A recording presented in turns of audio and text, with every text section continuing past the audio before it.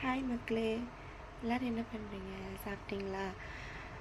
அதாவது என்னென்னா, வாழ்க்கையில் கஷ்டம் இருக்கலாம். ஆனால் சில பேருக்கு கஷ்டமே வாழ்க்கையை அமையுது பாருங்கள், அது ரொம்ப கஷ்டம்.